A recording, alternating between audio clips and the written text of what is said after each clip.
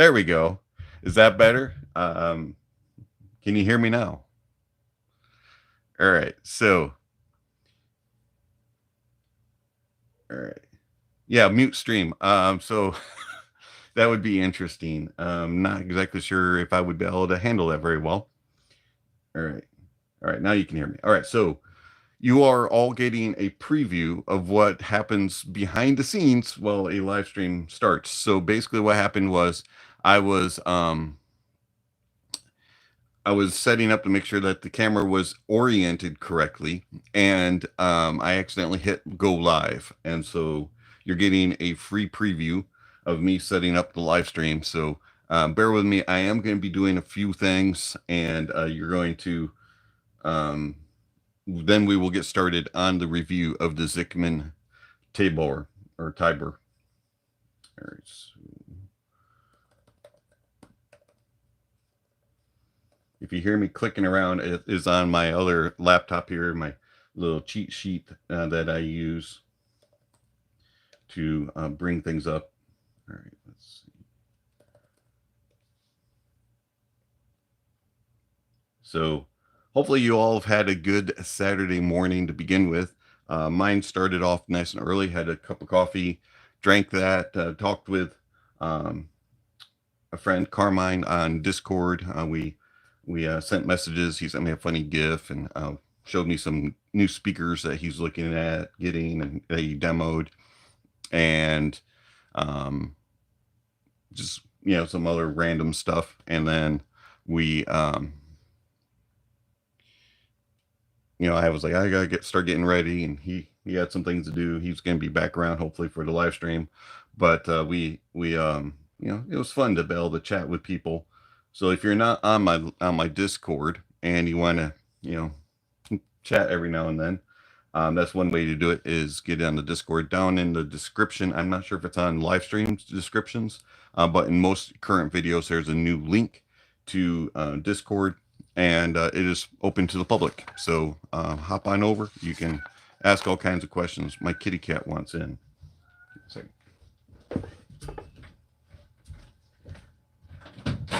Come here, Opie. Opie, come here. Here, kitty, kitty. Come here. Come. Come here. You gonna be good? Come. Come. Come here. Come. Come here. I don't have all time. Oh, all right. You gonna meow at the door, or are you gonna come in?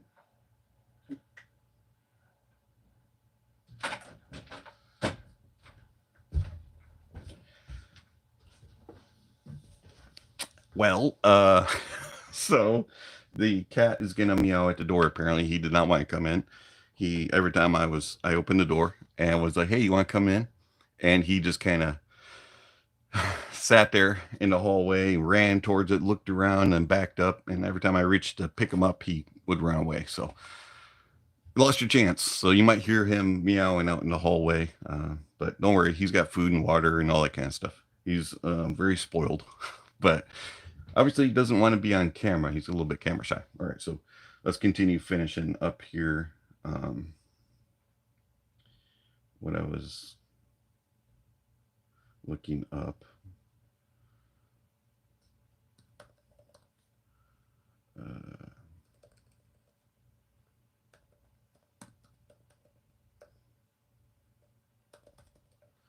All right, so a couple things. So today we are going to be talking about cables, and specifically IEM cables. And so if you're gonna, if you're coming in and you're gonna listen to the review and you're going to give thoughts and opinions, let's remember to be civil, because I know that this is what can become a very toxic and a very highly and opinionated subject. There can be a lot of snake oil discussions, and a lot of feelings can get thrown up and around, and so let's try to be civil in our conversations and listen to people's opinions. And I know that some people believe that it's foolish to spend a lot of money on IEM cables.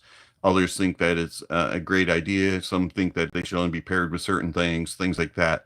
That's all going to be discussed today. So just all I ask is respect for other people's opinion, including my own. And I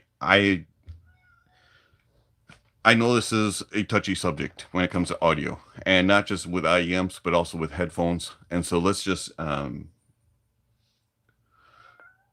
get opinions out there and discuss them, but let's not be attacking and belittling people and berating people just because they disagree with you or have a different opinion about things. So all I ask is respect and civility in the comments today. All right, so we have a couple moments before the live stream starts. Since you're here early and you're putting up with me puttering around, getting everything set up, anybody have any questions before we get started here? Let's see. All right, I'm glad that y'all can hear. I did not know that I could mute. Like, I learn something new every day, so that's good to know. And my camera angle is way off. I look super crooked, but I'm not. But anyway, it is what it is. All right, so let's see what else we got. You'll wait for a moment, okay? Oh, you thought that this was a silent measuring cable episode. That would be interesting. And let's come back to that about measuring of cables. That is an interesting topic that I'd like to get some more opinion on, but we'll wait until I give the opinion about the Zikman Tiber. All right.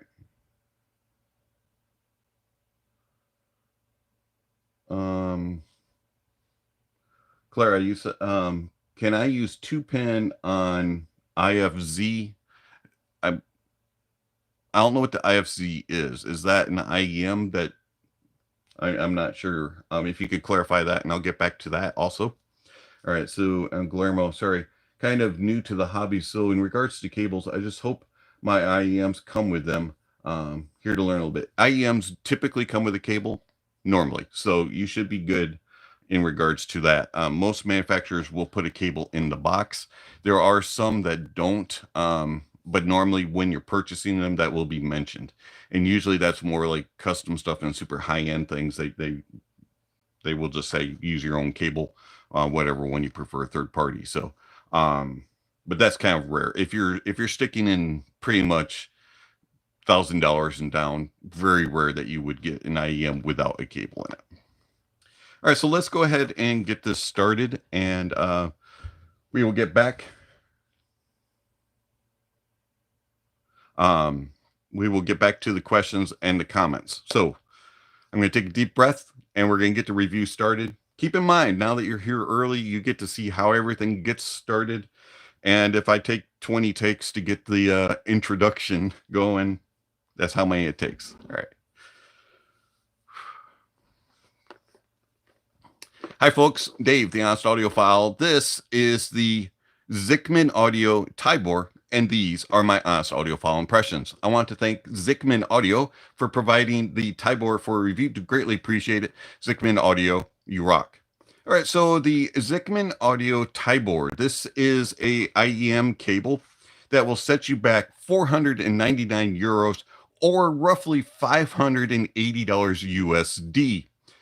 The Zikman Audio Tybore comes in a very nice little box. You get some branding on the front, a little bit of name on the sides. When you lift off the lid, you're greeted by a nice little presentation. Nothing too exceptionally over the top, but a very nice presentation. In the middle here, you have your warranty card, has your serial number on it. You get a little screwdriver, which will help you to be able to change out the connectors if you so decide to do that. And then the cable is nicely wrapped around with a nice presentation. So when you take it out, it just kind of unravels or unwraps. Set this to the side here. Overall, I like this presentation. It's a nice little presentation by Zikman. For considering for the price, it's classy and feels premium, but yet doesn't feel like exorbitant. So I like that they put more of a emphasis on the actual cable itself. So this is the Tybore, as mentioned, roughly about 580 USD or 499 euro. And the Tybore, there are two versions of it. There is, I believe they call it the Elite version, which is $200 more. I do not know really the differences. So we have the basic Tybore version here. Nice ear hooks. This connects with 2-pin. You can get it with different terminations. The ear hooks are a little bit on the thick side. They're not bad as far as thickness. I have had IEMs that have a thicker ear hook. Very good tension and very well controlled. Let's talk about the cable here. Very nicely controlled, nice and soft, very supple, well controlled. And then you have this nice split. And then the thing about the Zikman Tybore that is kind of something that frustrates me about a lot of cables is that this split, when you have it connected to IEMs, the Z stays in front. It doesn't flip. They don't twist around. It's very, very well controlled, and it is well crafted. This is a handcrafted, hand assembled cable, and this split actually does its job. Doesn't tangle up the cables. They are very, very well controlled. And then this part all the way going down to your termination, which you can get in 4.4, 3.5, or 2.5 terminations, is got a little bit of branding on it, but also it's not super chunky. So the termination is a rhodium plated 4.4 millimeter. It has gold plated 2-pin. You can also get it in various other connectors. The cable itself is a 7N OCC copper silver hybrid. And that's all I know. But overall, very well built, feels premium, very, very soft, not stiff at all, very well controlled. You can fold this thing up, wrap it up in whatever size loop you want, and it's going to just stay as is. It's very, very nice. Feels very premium. Now, being $580, that should be expected. But unfortunately, there are a lot of cables, even made by higher end companies like Effect Audio, that just aren't as well controlled. For example, the Effect Audio EROS, excuse me. It is stiff, it's thick, it's very, very nice. I like the build of it. It feels quality, but it just does not feel as premium and as lush as the Tybore.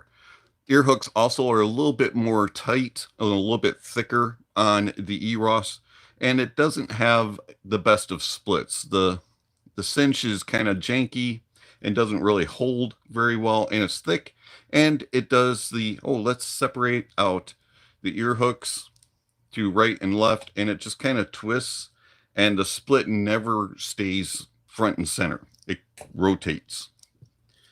And then the termination is also rhodium.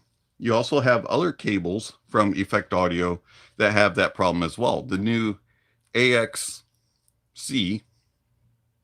also is a little bit on the stiffer side. It is better than the EROS was, the Anniversary 1 EROS, but it's still just a little bit on the tight and clunky side. I have all kinds of Effect Audio cables. There's many of them, in fact, and that's not all of the Effect Audio cables that I have, and they all kind of are built that way. Now, they all are nicely built and feel quality, but they just have a little bit of a stiffness to them, and I love Effect Audio cables. A couple other cables that we're going to talk about today. We have this the CTM Ajoba 4, and this is the cable that goes along with my CTM DaVinci 10. And this cable is thin. It's nicely built.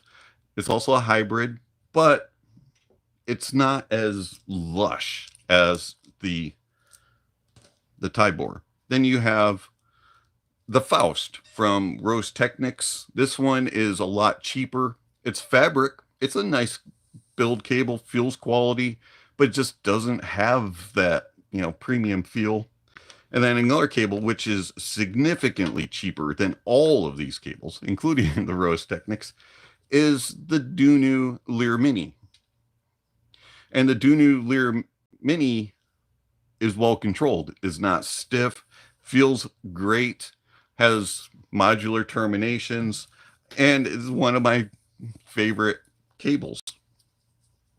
And then there's many, many more cables also that I have. So I put the Zikman Audio Tybore to test versus lots of cables. And I used it with a lot of IEMs. And I'm not going to go through the list of all the IEMs that I used. Unfortunately, I wasn't able to use my reference IEM, the Westone Mach 60, because the Mach 60 uses T2 connectors, and unfortunately, Zikman Audio at this time does not offer those T2 connectors.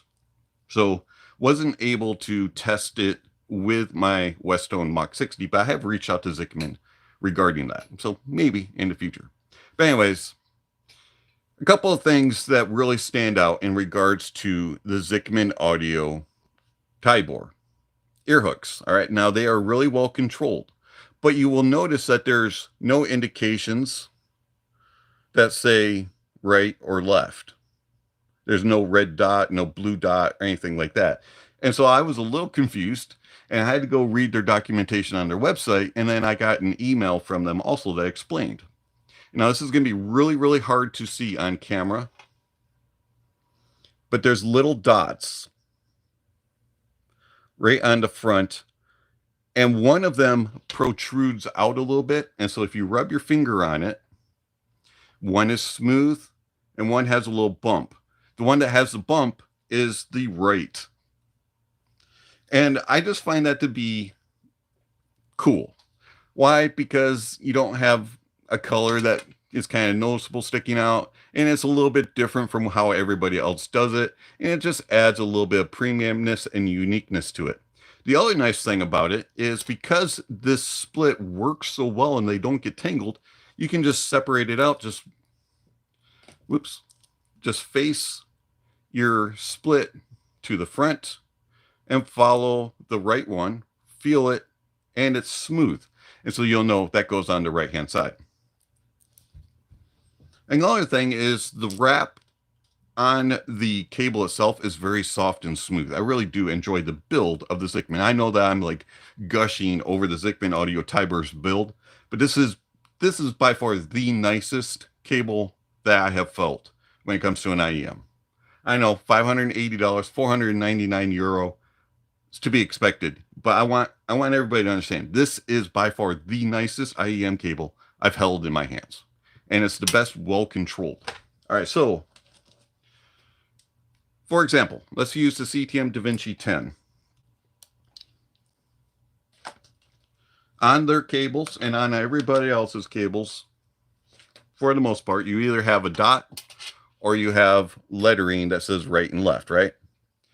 So you can take your little Zikman cable, find your right cable, find your right IEM, and it just pops right in. Now I'm going to try to demonstrate how well controlled the ear hooks are and the split. We'll see how this works on camera.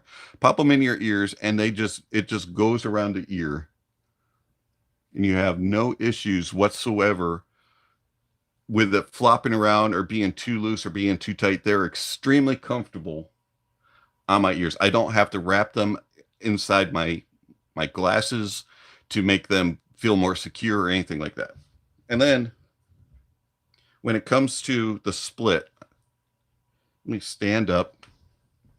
See how flat it is? It just stays there. and you know exactly which one right and left is. It is crazy good at the split. I'm I've never had a cable do that. No matter how cheap or how expensive it is, this part always twists. And this is the best split I've ever come across with an IEM cable.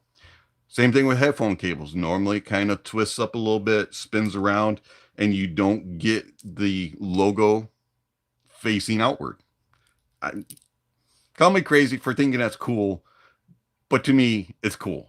All right, so most important thing, sound.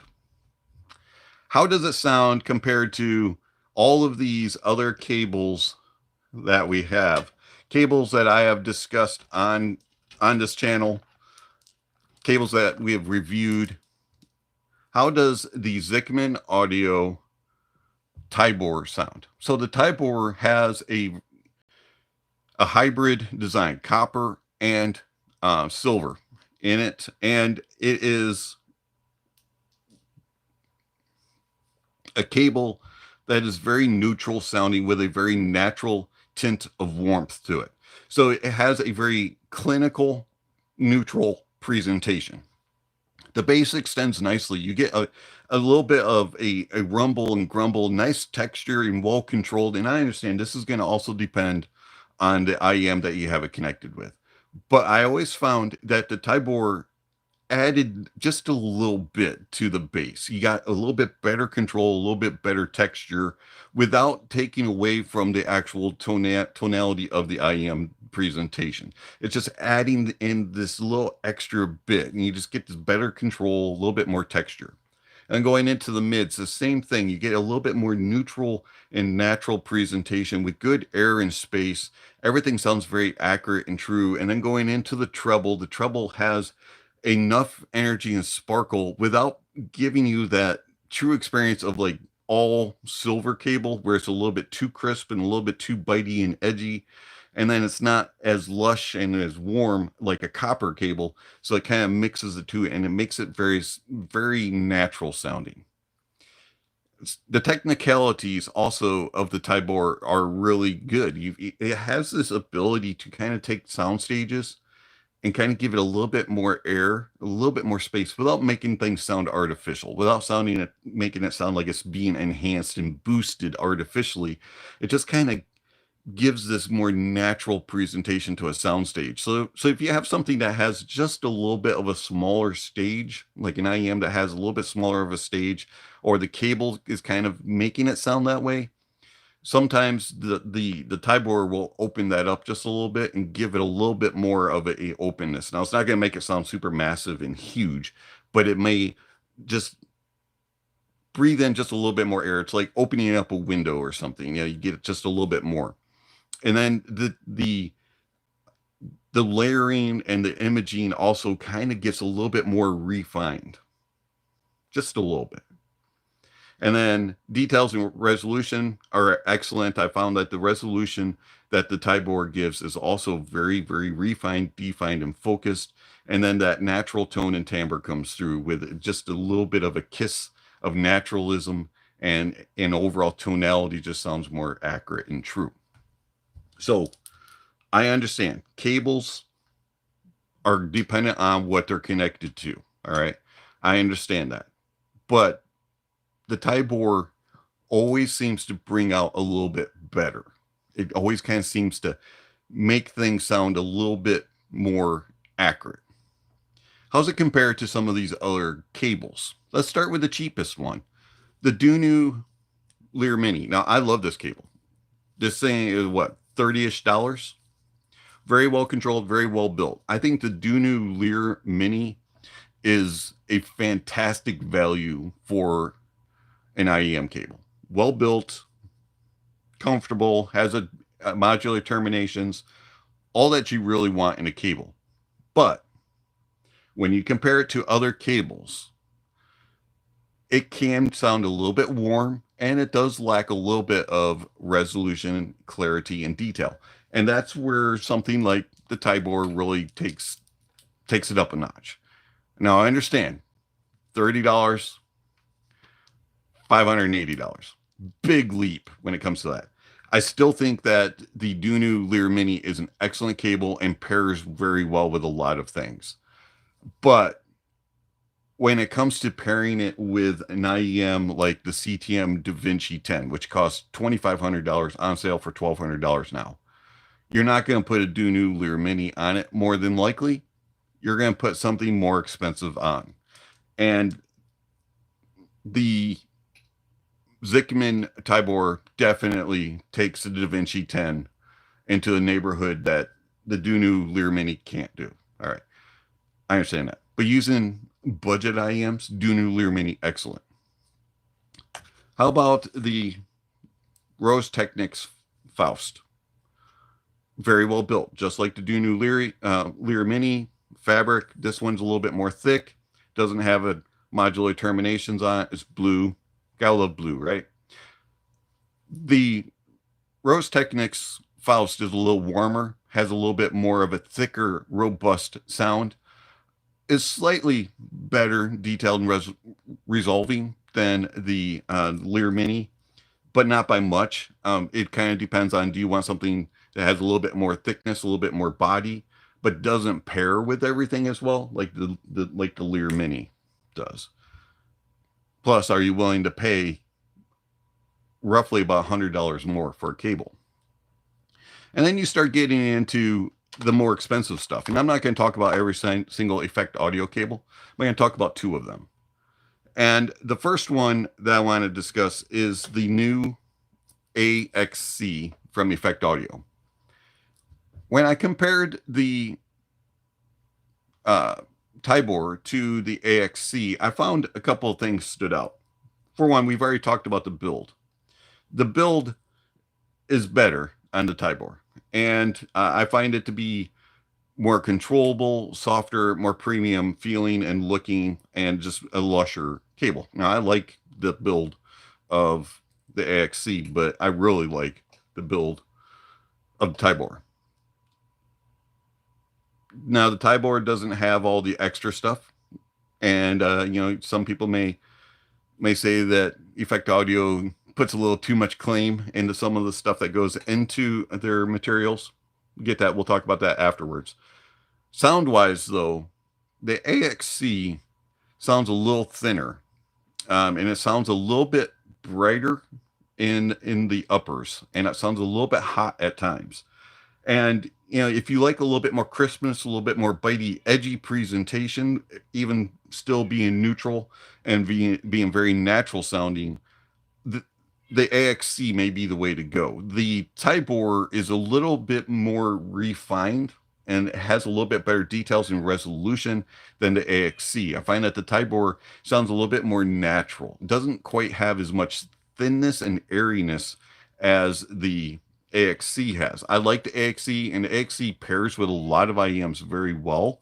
But when it comes to pairing with the CTM DaVinci 10, which is one of my reference IEMs, I find that the Tybore pairs with it better. It just has a more accurate presentation and more natural and neutral presentation with the Tybore.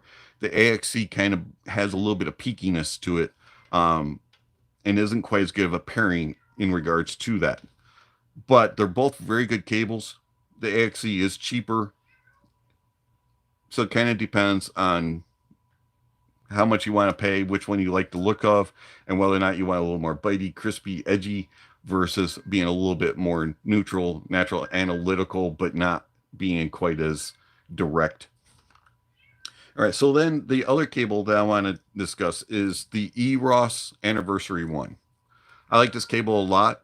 This cable has a very clunky, just like the AXC, has a very clunky split. It's thicker. It's not near as well controlled as the Tybore. I find that the Tybore just feels more premium than the EROS Anniversary. I like the EROS Anniversary's build, but once I felt the Tybore, it won me over.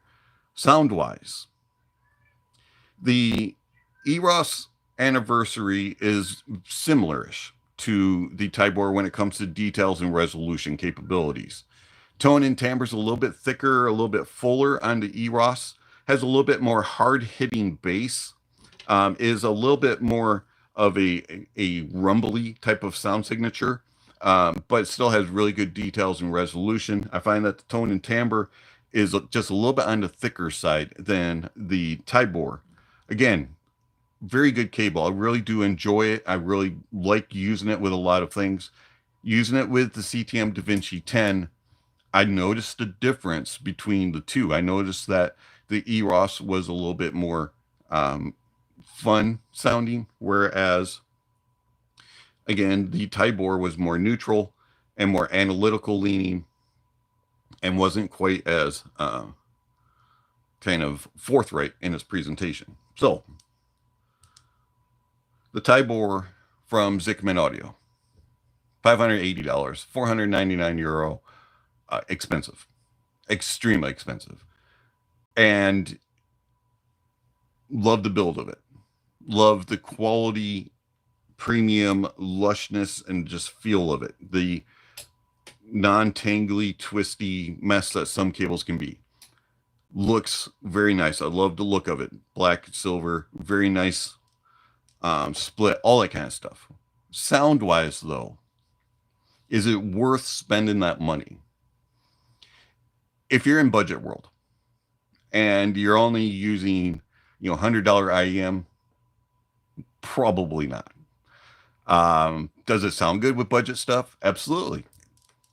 But I think if you're going to shell out the money, 499 euro, 580 USD, or wherever you're at, however how expensive it is, if you're going to shell out that kind of money for a cable, you're going to pair it with something that's significantly more expensive. You're going to pair it with something like a CTM DaVinci 10, $2,500 IEM. You're going to pair it with, if you can get a connector for it, that Westone Mach 60s or something along those lines.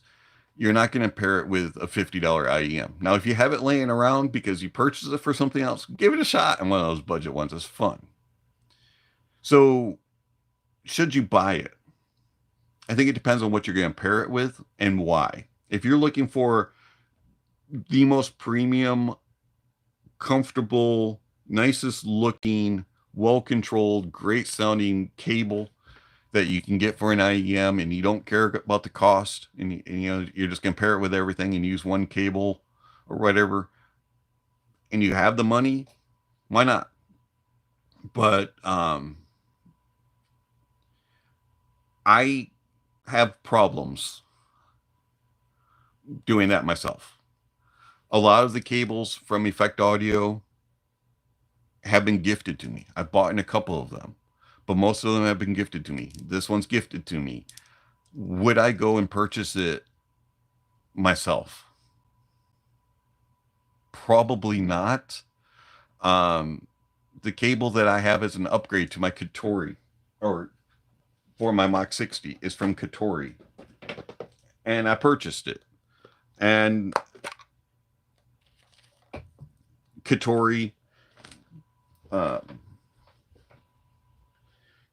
gave me a discount, and I love this cable. Would I pay the full price if I hadn't gotten a discount from them? Maybe. And this was, this is upwards of $300. I would say personally, if I was going to pay for an IEM, me personally, my price point max, because of all that I've heard, would probably be somewhere in the $250 to $300 price point maximum. And that's whether I'm buying it used with a discount or anything like that. And that's just me, because there's not enough of a significant improvement. The only cable that has impressed me with everything that I've put it on, now keep in mind, I've only been able to use 2-pin, but build-wise, comfort, and how it sounds with everything I've put it on is the Zikman. But I'm still struggling to say $580 USD. That's a lot of money. And so cables make a difference. Most of the time, copper's a little warmer, has a little bit more natural tone and timbre. Silver tends to be a little bit more splashy, a little bit more edgy. a little bit more detailed in resolving and a little bit more crisp in its presentation, and a hybrid, which is the ones that I kind of prefer, kind of give you best of both worlds. And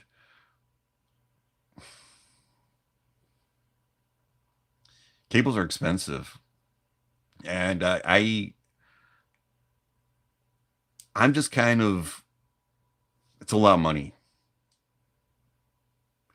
Maybe I'm not premium enough to purchase it. But that's a lot of money to ask for a cable that I really like. Does a lot of good stuff. So where do you value cables, and how much are you willing to spend on them? And have you heard more expensive stuff? Because make sure that if you are just writing cables off because they're expensive, that you have a reason more than just price, because cables make a difference in sound. They really can. And so just because something is expensive doesn't mean that it won't improve in sound. It's like shoes. Expensive shoes may be expensive, but some of them are really comfortable and really benefit your feet and benefit your body overall. So don't write something off just because it's expensive. Make sure you understand the differences before you make the choice, because sometimes it is worth it. All right. It's been Dave, the Honest Audiophile. Thanks for watching, and check out all the links. All right, so let's get to some questions. I saw a bunch of stuff come through. All right, let me set some stuff out of the way here so I can actually read my screen. Thank you for everybody coming through. If you missed the review of the Zikman Audio Tybore, go back to the about 10 minutes after the beginning, because it started early and didn't get the review immediately started. But anyways, or watch it later, whichever you want to do. All right, so let's see here. All right, if I missed your question and don't get to it before you have to head out, because I understand not everybody can stick around for the whole time, ask it real quick, pop it in, and I'll try to catch it. If not, drop it in the comment below, down in the usual comments on videos, and I'll get to it after the fact. All right.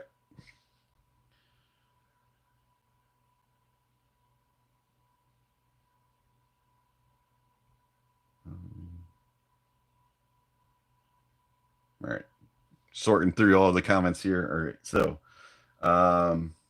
where did we leave off? Oops. All right, everybody said hi. They said they couldn't hear me, then they could hear me. We talked about silent measurements of cables, and I said I wanted to revisit that, Guillermo. So let's talk about that real quick. So there are several, there's at least a couple of content creators that measure with different cables, and also measure with tips. And I want to talk about tips in another live stream upcoming. So we're going to get to tips in the near future, talking about all the various tips that I use. But anyways, measurements. So do you see a big significant difference in measurements when it comes to the different cable? Most of the time you do not. Or the differences are very subtle. Same thing with tips. If you notice, some of them make some significant differences and then others don't. Does that mean that the cable's not making a difference, though? Does that mean that a tip isn't making a difference? Not necessarily, because remember, measurements don't show everything. And the one thing that measurements can't show is how your ear perceives it and how you're hearing it. So just because something doesn't quite show on a measurement, or it shows a dip here or a rise here, or things like that, does not necessarily mean you're going to hear it that way. Now, someone else may, because their ears are different. We all have different ears, right? So remember, don't put all your eggs based on a measurement, but use some of them. And so measuring of cables, I've seen measurements of power cables, measurements of IEMs and headphone cables, measurements of all kinds of things. I think that it's unique to see and to kind of understand where maybe it might adjust things. But just because, as I mentioned, just because it shows it doesn't necessarily mean you're going to hear it that way. cables can do a lot of interesting things with tonality, and then also with details and resolution. Three of the things that are not shown in measurements. You can kind of guess how a tonality is going to be based on how the frequency graph looks. That doesn't mean it's going to be that way, because drivers interact differently, cables interact differently with impedances and things like that. So that's an interesting subject. Not something I'm super well versed on, but I do understand some of it. And I'm going to stand to my belief from all along, and that is measurements don't show the entire picture, and you can perceive different things than others. Some cables may sound different to other people too, based on what they're using it with. Keep that in mind. All right, moving on. I like that comment. Good morning, LD. Clara, can you use 2-pin on IFZ? 2-pin is kind of interesting. So there are different types of connectors on IEMs with 2-pin. You have 2-pin QDC, 2-pin 0.78, 2-pin 0.75. What I recommend is that you look at your IEM manufacturer, usually the listing, and it'll say what type of cable connector it has. Make sure when you're purchasing that you're purchasing based on that, and then purchase your cable accordingly, and it'll fit your IEM properly, because not all cables fit. So for example, I could not use with my CTM DaVinci 10, I could not use the Faust cable because it's a flat 2-pin, and the CTM is inset, so you have to, it goes down in, so you have to use a different termination for your connector. Sorry, my terminology is off. All right, so just do a little bit of research prior to purchasing. Don't just blindly buy a cable. Make sure you understand what termination and connection you need. All right.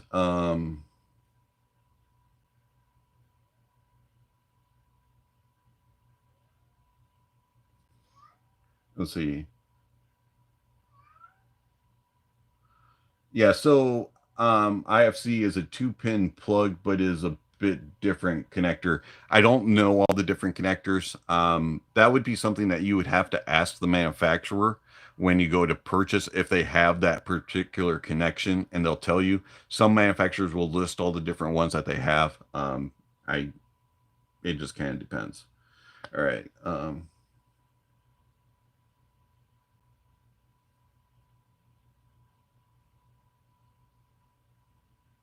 So sometimes, yes, there can be some strains on connectors, and that can be a real problem at times.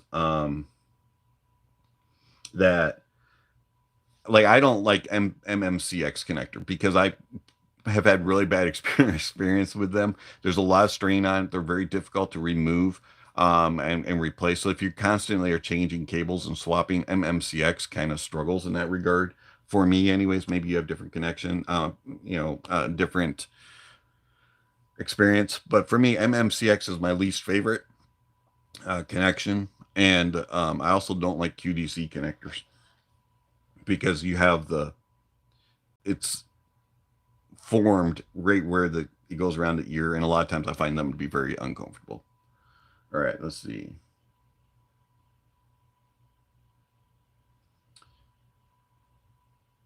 All right, so Lord Lopez says you can use a 2-pin QDC, but it makes it for longer than it should, and it is not very okay. But stick with QDC to be more safe. Or yeah. So I tend to try to stick with the same termination and connectors.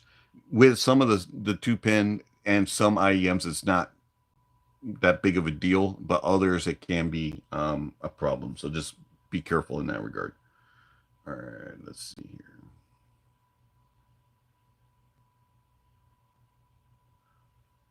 All right, let's see. Wanted to upgrade to a K-Bear ST16 plus a cable, since my stock ones are thin and flimsy.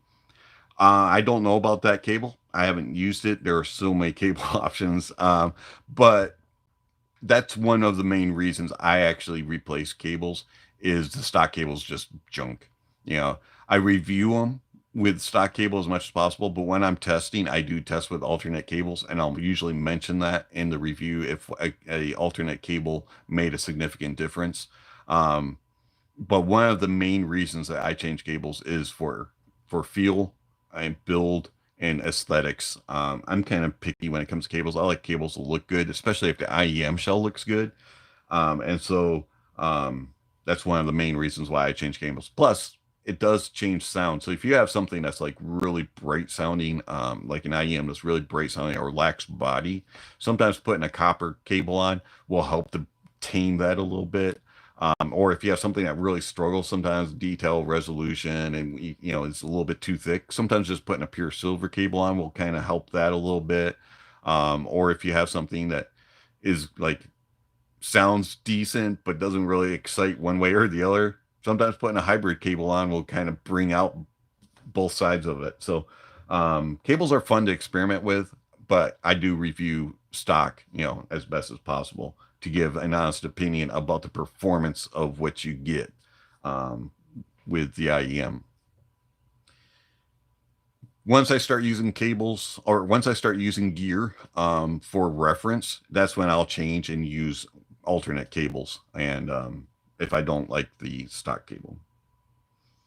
All right, let's see here. If you search for cables from Nietzschecheck, JVPQ Zins or Open Audio, you will find a good cable to change it with. Yeah, I mean, there's so many good options, you know, and my kind of default cable for recommendation for most people for budget stuff is the Dunu Lear Mini. SimGot offers one also. I believe it's SimGot. It's the LSC7 or LS7. That's also a very, very good cable that I really do enjoy as well.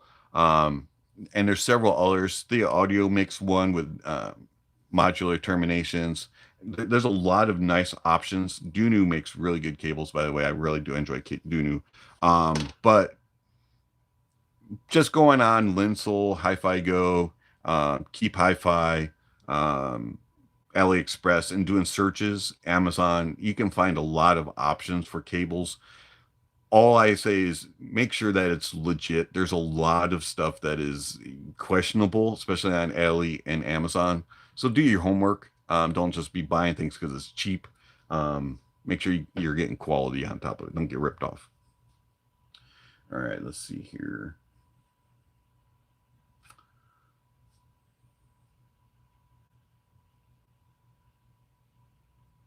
Let's see here. So many comments. Appreciate it. All right, let's see.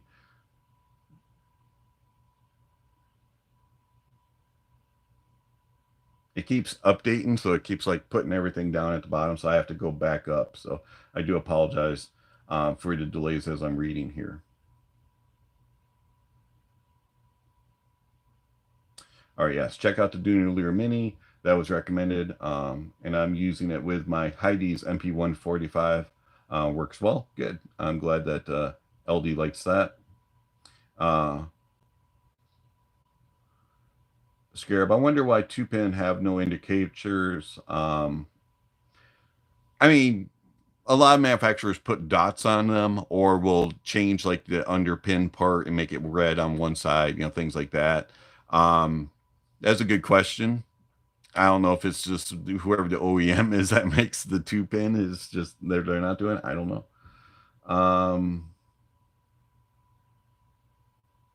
But yes, most things, even headphones, will be red is right, and then other colors, blue. I've seen green, white. Some leave it black for left, but red most of the time when it comes to cables, red is right for the majority. I've had a couple that have confused me. You know, and so there's several different tests that you can do, several different websites that'll do left channel, right channel tests. Plug your cable in, and listen, right channel. If it says right channel in your left ear, you know you have it in backwards, that type of thing, or something's wrong with the phase of the cable. But I very rarely do I have that issue. Let's see here.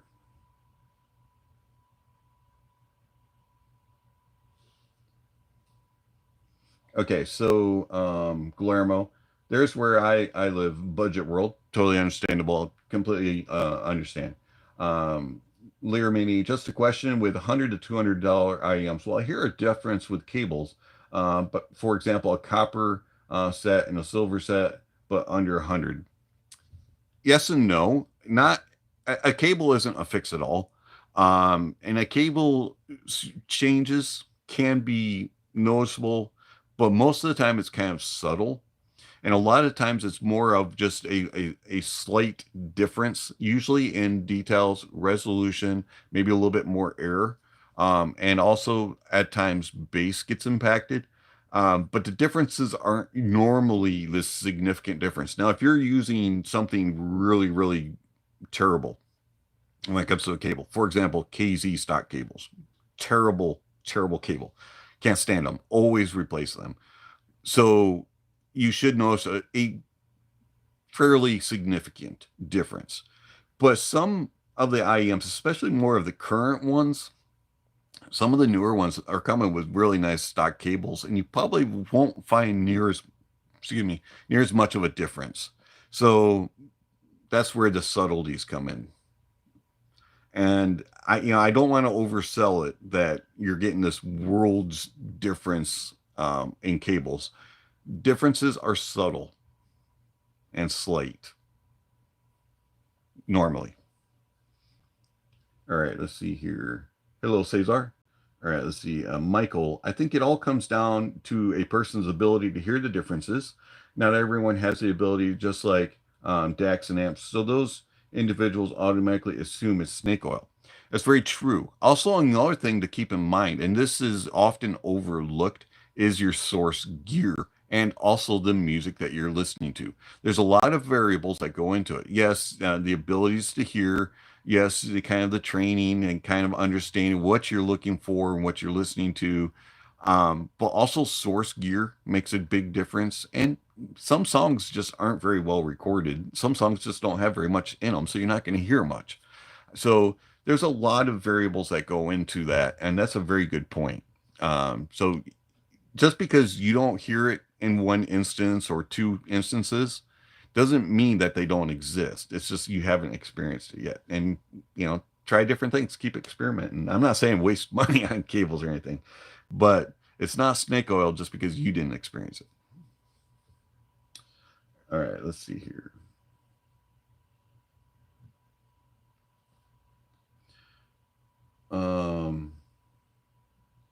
Clara. All right, so a bunch of stuff from Clara here. If I overlook one, I'm sorry. I'm going to try to keep up. So let's see. It's CCZ MC04 Nocturne with its IFC connector. They only street set where I don't care if I have them stolen because they're only $30. Interesting. I haven't heard that one. I have some, more budget street print, as you say, ones that bangers, just kind of, I use them when, if something happens to them, it's all right. I totally understand that. Stock cable is terrible on it. Otherwise, it's not too bad. Yeah, I mean, that happens a lot. Replacing a cable, using it. But if my question would be, if you don't care about the IEM being stolen, what if you have the nicer cable on it and it gets stolen along with it or goes missing? Then you're out two things. All right, let's see. Probably the worst stock cable I've ever encountered was with the Kiwi Ears Singolo.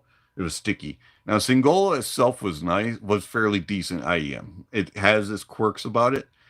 Cable, I agree with. It had that weird texture to it. Let's see. Free Faya. I heard some people say cables didn't change the sound, but I freaking heard a big difference between stock and 8-core copper cable. they keep bugging me with their words, but what I hear was clear. It, yes. There is several even content creators that say cables don't matter. They also tend to be some of the same content creators that say DACs and amps don't matter, and various other things don't matter. So I get that, and I understand that they're out there. Again, I go back to what was said just a few moments ago. Oftentimes, what you're listening to, maybe your hearing ability, have your ears gotten damaged? What source gear are you using? And do you really know what you're listening to? Do you really know what you're hearing and perceiving? And then we all do have different ears, and our ears are affected by different frequencies, and things like that. So there's a lot of variables that go into play. But yeah, when someone says they don't hear a difference, I'm usually a little, because I do hear differences. But as mentioned, usually a little subtle, a little slight, not, holy moly, this completely changed my listening experience. All right, let's see here. For example, Moondrop Kato stock cable sounds thin and less energetic, but when I change it to a 16 core, it changes the game. Free Foya says, I actually don't mind the Kato or the Cadence cable. I like the Cadence cable better. But I agree. The Kato does change slightly, especially with a hybrid cable of some sort. So I wouldn't say it's like thin sounding, but it definitely is a little bit thinner than some other cables that I've put it on. Definitely agree with that. All right, let's see. Make note, Clara, about the Dunu Lear Mini.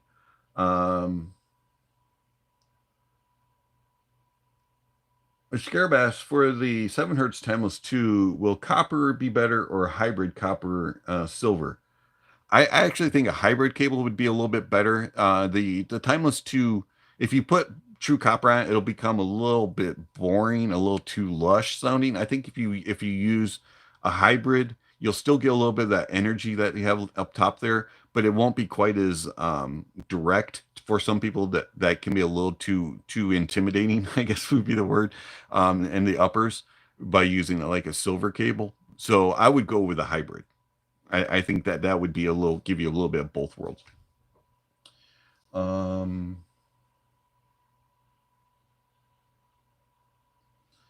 Let's see. Lord Lopes, the only type of cable that will change anything is a DSP cable.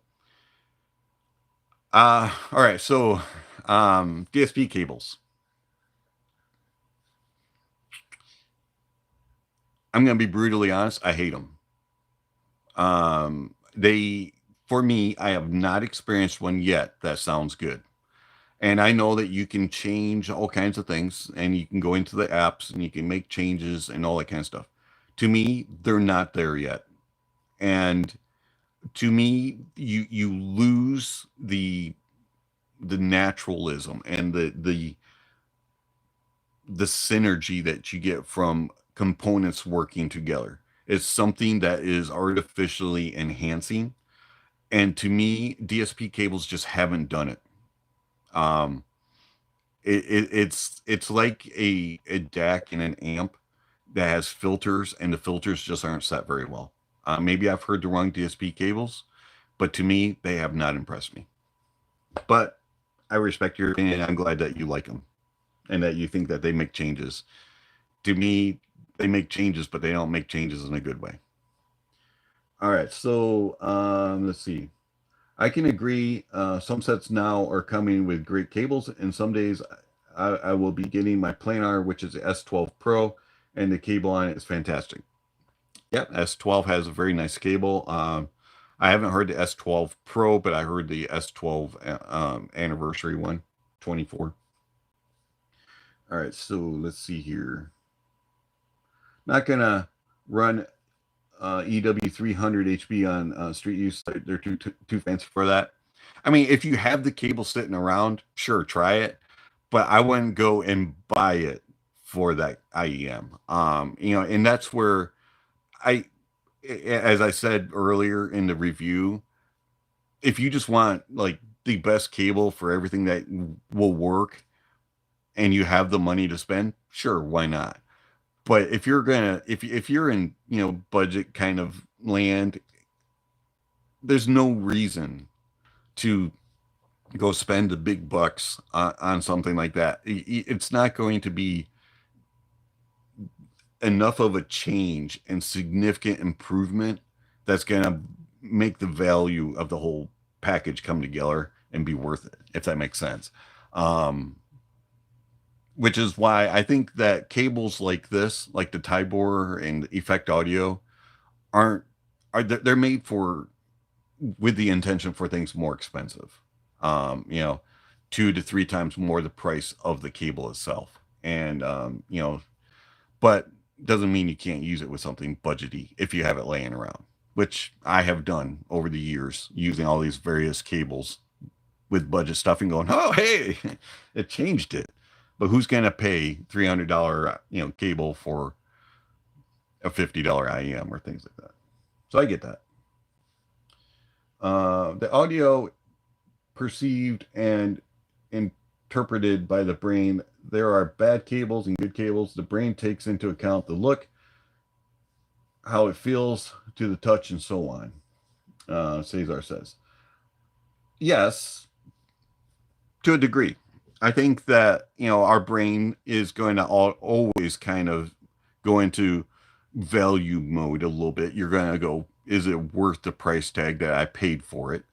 But also you can listen to a product knowing what the price tag is, knowing all the extra, how it feels and all that kind of stuff, and go, am I getting the performance? Because there are a lot of things that maybe aren't very comfortable, aren't as well built, don't feel as nice, that sound really good. For example, the Effect Audio cables. They're not as well built as the Zikman. The Zikman is very, very good built. Effect Audio, nicely built, probably better than a lot of stock cables, but at the same time, they're clunky, they're bulky, they're a little heavy, and they're not near as well controlled. But sound-wise, they perform. So I think maybe it's my reviewer coming out in me, but I think we all can sit down and really look at things and not just focus on the build of it, the quality of feel of it, and the price tag that we paid, but we can also listen to the performance of the sound and go, did I make a valuable purchase here? Is this worth it?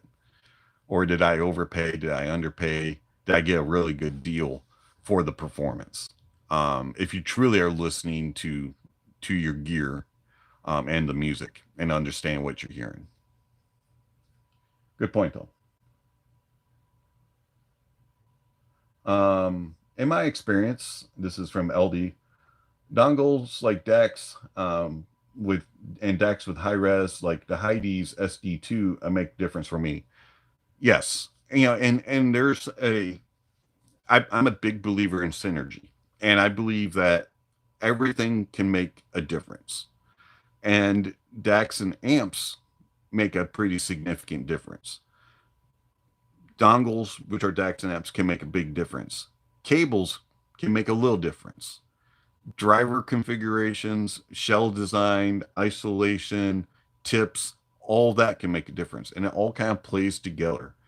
And you can hear little differences here and there as you listen, as you add, as you change out all those different variables. Everything can make a difference. Cables and tips, in my opinion, are kind of the final pieces. Now, isolation and getting the proper fit is really important. So tips kind of are a little bit ahead of that. And then you have DACs and amps that also play along with it and what your source gear is. There's a lot of things that go into it. So they all make a difference. You get synergy in there. Good point. All right, let's see. Coming from home, I'm sorry, Scarab. Coming from ICE and home hi-fi, Speaker cables do play a difference. The speakers take 100 watts and is 10 or 15 feet away. I'm new to IEMs. It told, oh, you're IEM, sorry. It usually less than 1 milliwatt and 4 feet away. So I'll try it and see how. It is a difference for sure. The Obviously you're not going as far in distance. You're not using near as much power like speakers. But at the same time, presentation is going to be different, obviously. But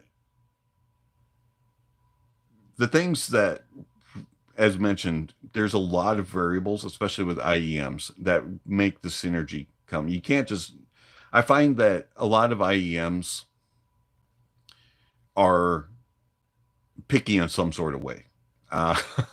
The there's always going to be something that kind of you have to get a little bit. There's very few that are just like quick plug and play and go, oh wow, this thing is the best thing ever. It's either you have to find the correct fit for the tip. You have to decide on, do I want wide bore, narrow bore, medium bore, foams, that type of thing.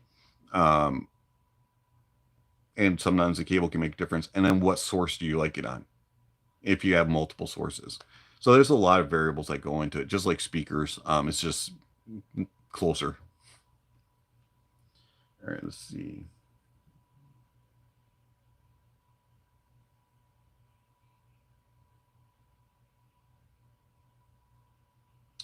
TRN Black Pearl dongle was listed. I haven't heard that. That's interesting. Let's see. Michael Anthony Bishop. Hi, Dave. Hello. In my opinion, good cables provide refinement to a well thought out and curated system. From the gear used to the songs played, they are the last step of every little step counts. Absolutely. And I think that they can definitely make a significant difference and they can improve it. They can also do a lot of, that did not pair well. But and it goes for all kinds. Now I haven't experienced it completely, when it comes to speakers and decks and amps, and I'm not 100% sure if getting super expensive RCA cables and getting, USB cables and all that are going to make a difference. I haven't tested that theory, and I don't really know if I want to go down that road. But when it comes to headphones and IEMs, cables definitely kind of do bring everything together and make a subtle little change. Now, I do have a lot of headphone cables over there, and that's just part of them. A lot of those are stock, but a lot of them also are alternatives, and they can make a difference as well with headphones. If you guys want me to go down the road of checking out USB cables and checking out RCA cables and all of that, if you really want me to go down that road, you can beg and plead, but I'm not going to go out and spend money on it. And so it would have to be provided to the channel. I am not going to put money into that.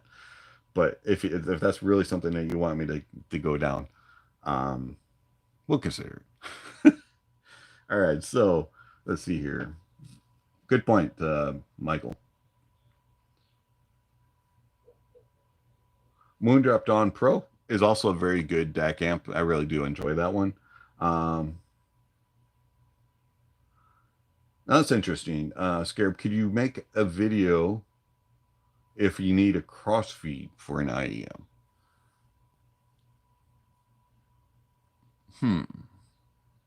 So it's interesting that you ask about crossfeed. Don't really use it.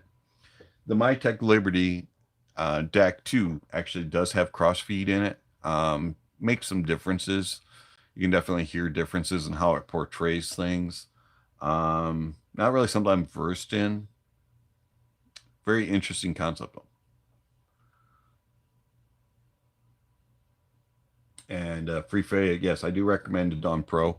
I think it's a very good little DAC amp, and sounds nice. Has a little bit of a warm tint to it, but good details and resolution. Decent power, and it's got LED lights and stuff. It's kind of cool.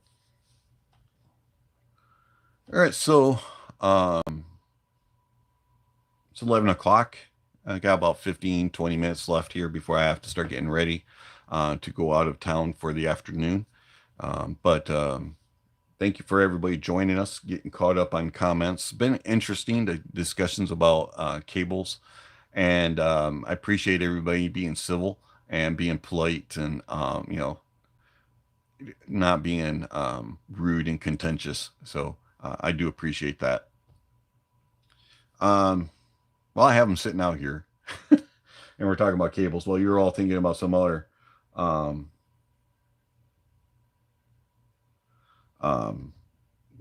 comments and stuff. I have a couple other cables just to show off. I don't recall the name of this cable. I've had this a long time. I think it's a Triton. I don't know if they're in business anymore.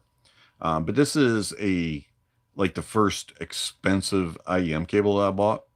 And it's got MMCX connectors. So if I ever have MMCX connectors on an IEM, and it's got a 2.5. You don't see 2.5 very often anymore. But it is a tangly mess. Sounds really good, but it's super annoying. And then another cable. Now they don't offer these anymore, but Drop used to make IEM cables, and this one is showing its age. It's starting to get oxidized and all that. But this is the Drop 2.5 balance cable. It was a copper cable. It was very similar to the Triton in sound. I enjoyed it back in the day. Drop also made a standard cable. I think this one is still available on their website, actually. And this is just a 3.5 cable. I think this one goes for like $40. Well built, and 2-pin 3.5. Very nicely built. I mentioned this one in passing. And this is, I can't remember the model name. This is made by Thea Audio, though. And this is a 2-pin. I think you can get it in MMCX also. And fabric build. And this one has modular termination. You get 4.4. It pops off. This one you have to be careful with, though. As you're pulling it out of sources, sometimes the termination will get stuck in your source. There you go. But you get 3 different terminations. This cable goes for about $60 on Linsel. It's a nice cable, a little bit on the warm side, but very well built. What else we got? Oh, so this is a Chimera. This is their gaming cable. I did not care for this cable a whole lot. It is an interesting design. It has a built-in microphone. The microphone was okay. I did find that it was a little bit on the loose side, but did not mind the cable for it. I think it comes in at like $25 or $30. Only problem with it is it doesn't pair with all IEMs. Some IEMs, because of the microphone and stuff, and this is a problem with inline microphones, it'll affect the overall tonality of the sound and things. It just doesn't sound right. Oh, this is another Drop cable. So this is the one that they have inline microphone and MMCX cable. They don't make it anymore. All right, chuck this to the side.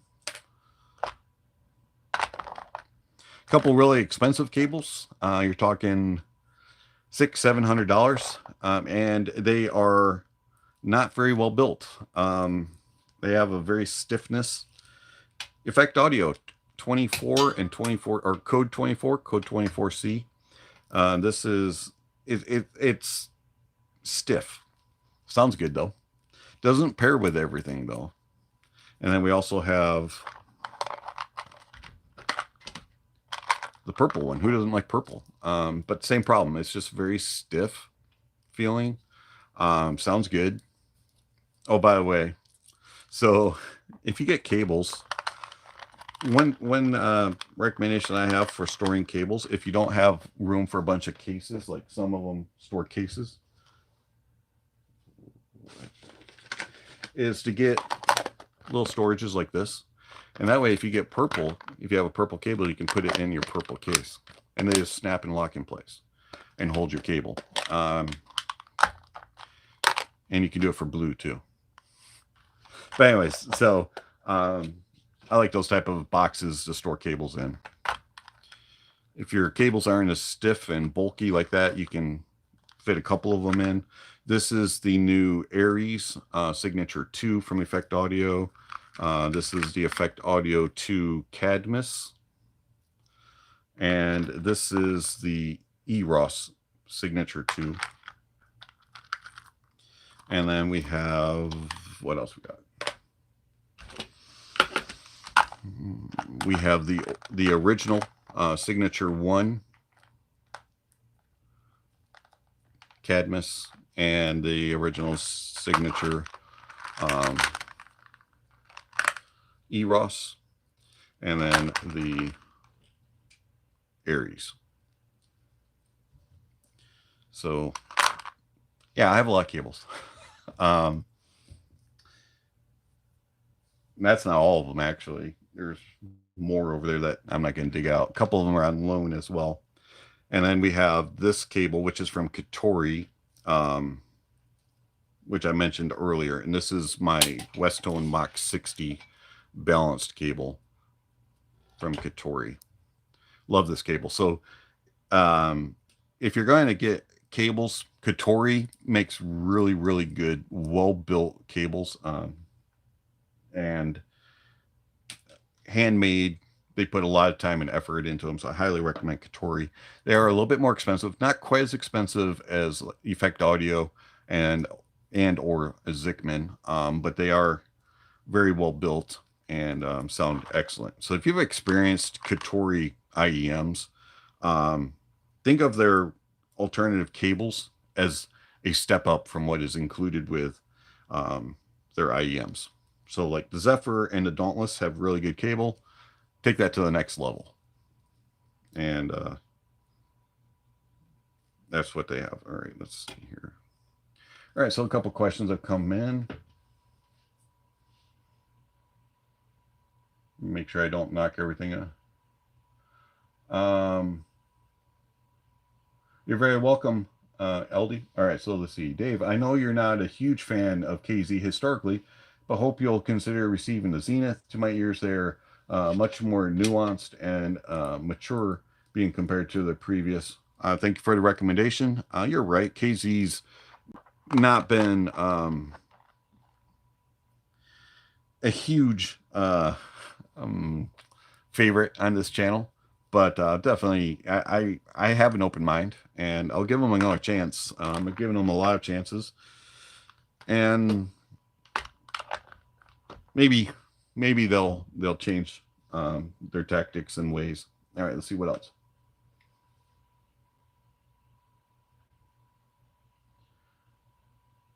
Scarab, you're the best. Keep it up. Thank you. Appreciate that. That means a lot. Contrail, I think they're really making an effort to appeal to a more developed sonic palette instead of just spamming release and release. Yes, I think from what I heard from the last KZ that I reviewed, you can kind of see that they're trying. And I've heard some of the other releases, people have said that they're, they're making an effort to change the perception of what KZ was. I hope so, and I hope that they do improve on that. We'll see over time, but first opinions can be hard to change, and we'll see if people come around to the new tuning or not and believe that they actually are changing. All right, let's see. What else?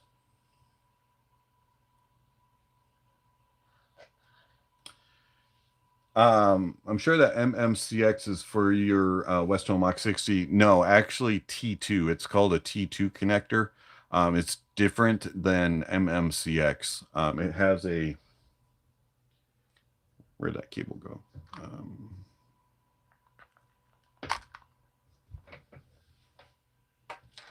So it looks like a MMCX, but it's longer, and a little bit more blunt, I guess. I don't know.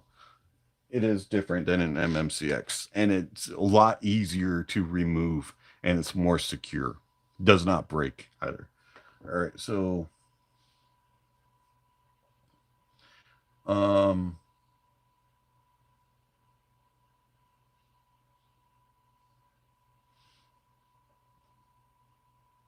yeah, so 2.5 is kind of been forgotten, and I'm not really concerned about that, truthfully. 4.4 is way more durable. I'm not going to say it makes a difference sonically, but 4.4 just feels more sturdy, doesn't snap off and break. And there's very few devices now that come with 2.5. Most of them are 4.4, and I'm glad for it. 4.4 to me is just better built. Um, if there's a difference sonically, I couldn't hear it. They're both balanced. So let's see.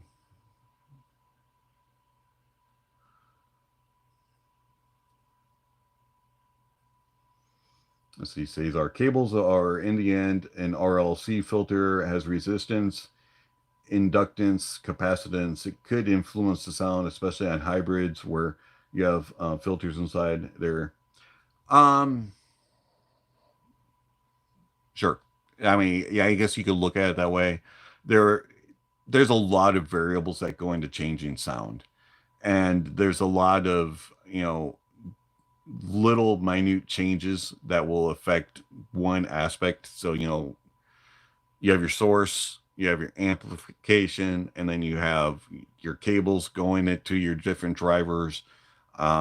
Different drivers have different impedances and sensitivities, and so everything's just kind of merged together. And as I said, synergy is what makes the difference. So um, there's so many variables to it.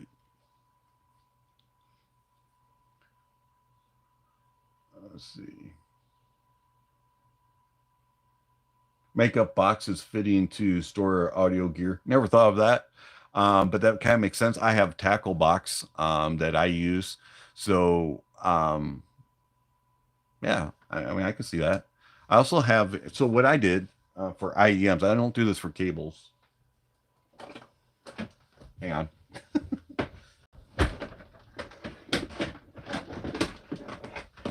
Try not to spill it all over the place. Sorry for bumping the microphone. But I used a an art bin case, and so I took out all the different dividers, and then I just set them inside in their cases and store them. Right now they're not snug in there because I have a couple of them out for listening purposes. They're on my desk, but I take out all the dividers and I just set everything that comes with a case inside there. That way I'm not wrapping every single cable, because cables do, if you don't use them all the time, tend to get sticky and all that kind of stuff. And then I also have this little drawer over here in which I have IEM sitting in also, which is kind of hard to see, but they all pull out, so easy access. There's a lot of unique things that you can use to store things. I like that idea about a jewelry. That makes sense. And then also I use these little containers as well.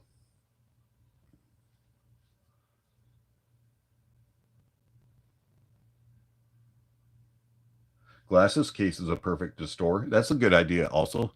It's kind of the shape of one. If you don't roll yours in circular, but you do more of it, fold them in quarters, that definitely would work in a glasses case as well. KZ cables never really changed. They keep making tons of IEMs, but they're all similar.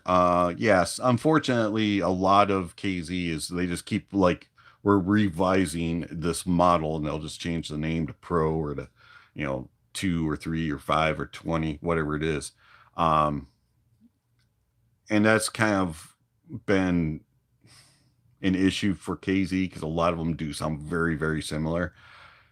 Cable wise, they definitely could upgrade. The KZ cable, you get the inline microphone or the non one and non mic'd, and they both sound terrible. And they both feel awful. And no matter the price of the KZ IEM, they chuck that crappy cable in the box, and it's just. And same thing with the tips. Their tips are terrible too. All right, so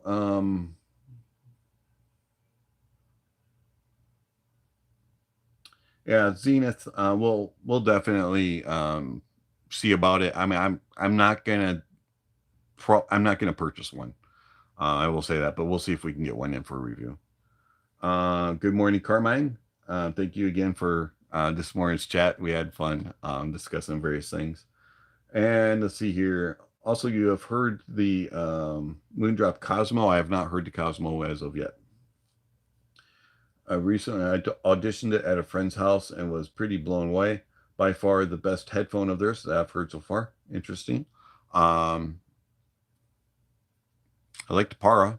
I haven't heard the Para 2 yet. A lot of people have said the Para 2 is a good upgrade. So hopefully I can get a couple of those in. Carmine, he uses a watch case with the IEMs and associated cables and ear tips. I'm the guy who brings out IEMs at gatherings. So do I. And actually, you know, what's interesting is I have a watch case that I also use for IEMs. They store very well. You can just put them in, you can see them nicely. And then if you have a glass case on the watch case, you can look at it all. Ooh, look at this. I have a lot of storage for that purpose.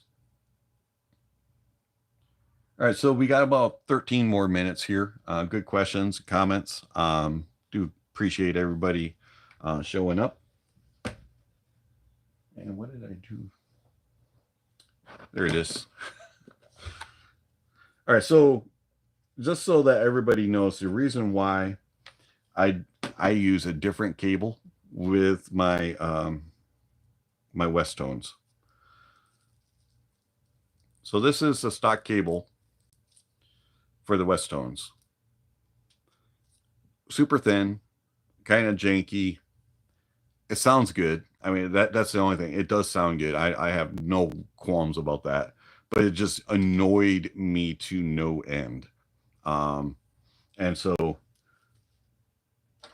getting the Katori, which is just way better built. Plus, I wanted 4.4. It was a massive upgrade. So sometimes I just buy a cable because it's better built and looks nicer. And I want a different termination. And that was the case with this. This is so thin. I mean, if you pulled on this, it would break. For a $1,200 IEM, you would expect a lot better of a quality of a cable. This cable is, if it wasn't that it sounded good, it would have been terrible.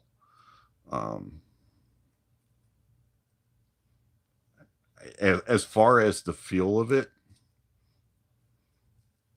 I might actually take a KZ non-mic cable as far as the build over this. This thing's awful. All right. Wow, never thought I'd say that. All right.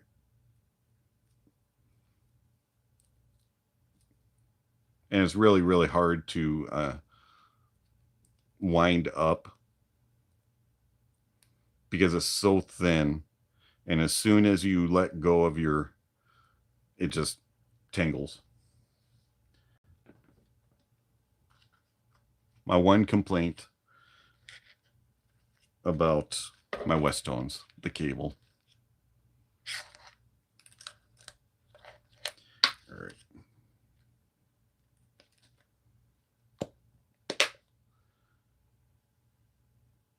All right, let's see here. Any others?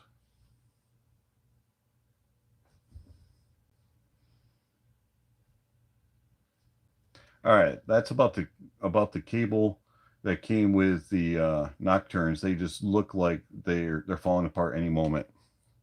It's pretty bad. I actually had somebody sent me a product, and when I opened it, the faceplate of the IEM fell off, and then the cable termination was so cheaply built that the cable termination like popped out of the shell, and the cable was this rubbery. It was like all dry and leaving black specks all over my hands. I returned that thing. I was like, nope. And they were like, do you want a replacement? I was like, nope. We're done. I see how your quality is. That was really, really bad. That's the only time I've had that happen. I've had a couple of other IEMs break while I've been reviewing them. Like the shells broke off. The faceplate fell off of one. That was the audio clairvoyance.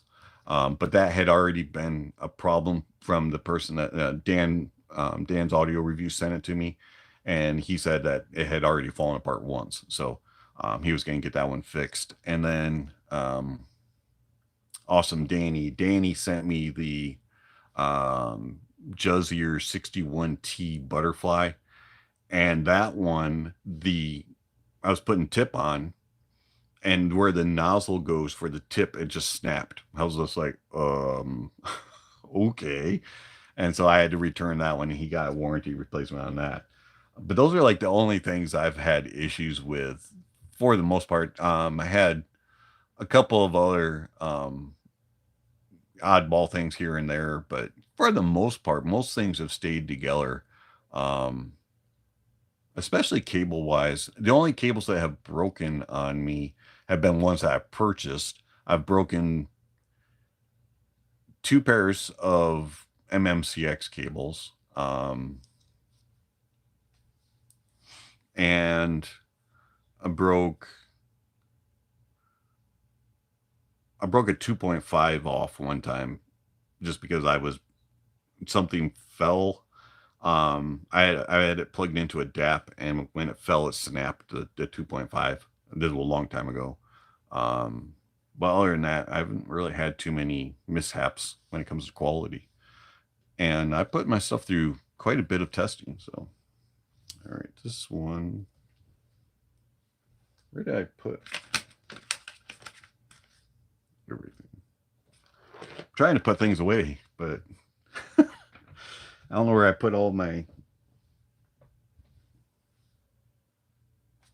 cases. All right. Let's see. Quality cables. No microphone, no microphonics, no tangle, and good connections. Good stuff ain't cheap, and generally cheap stuff ain't good. Yeah, I mean, you do get what you pay for in a lot of ways. And so, is it worth spending the money for the better quality? Yes. One thing I didn't mention about the Zikman was microphonics, and there isn't any. So I failed to mention that in the review. Yeah, I mean, there's none. You can move it around, you can flop it around, walk around, and it doesn't have that. That is something that drives me nuts. Doesn't drive me nuts too much if music is playing, but if I have music pause, or if I just set it in and I hear it in my ears, or if I'm using them for monitoring and they're like making noise, it drives me nuts. Microphonics and cables. So good point there. But yeah, quality, you definitely do pay for it most of the time, but that doesn't mean that there isn't good quality, cheaper stuff either. You don't have to pay, $500, $600 for it necessarily.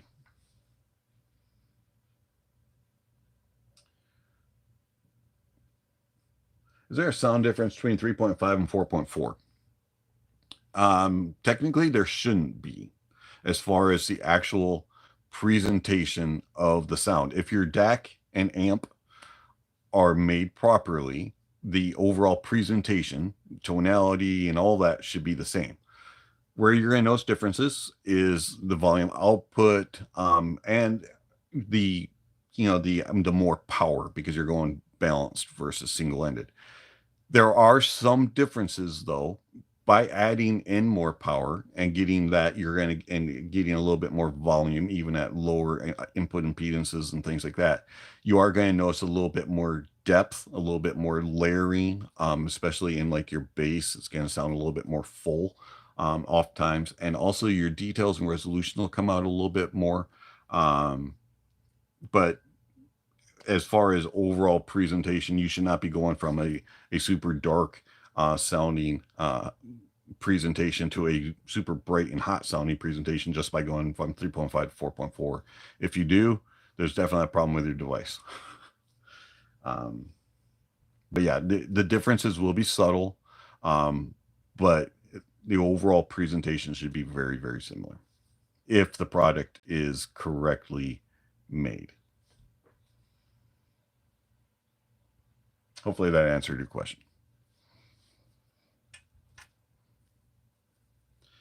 For me, it's a personal preference, but I tend to prefer using 4.4 on most things.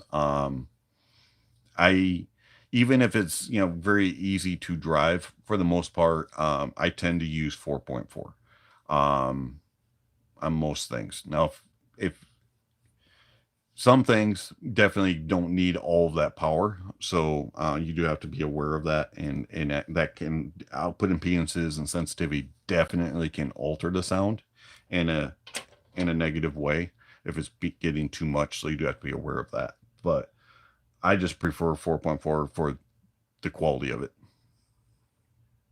and the build. Plus, most of my cables are 4.4.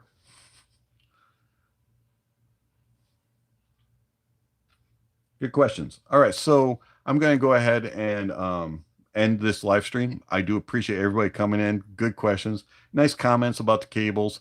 If you have anything else to add, please feel free to add it down in the comments and do that. I think next week or the following week, we're going to tackle tips and do tips make a difference? What ones do I prefer? What ones do I use and why? What do I use them with? Various IEMs, that type of stuff. And curious to see what all you have used, and that. So be looking forward to that either next week or the week following. Somewhere in there, we're going to throw out tips and see if that makes a big difference in presentation. But I appreciate everybody coming in. Good questions, good comments, and thanks for being civil and thoughtful on this kind of questionable, somewhat snake oily, toxic, type of topic that we discussed today. Do greatly appreciate all the civility and kindness and thoughtfulness. So appreciate that. Don't forget to enjoy the music and that honesty is the best policy. And I'll talk with you later. Have a good one. Sorry for the finger.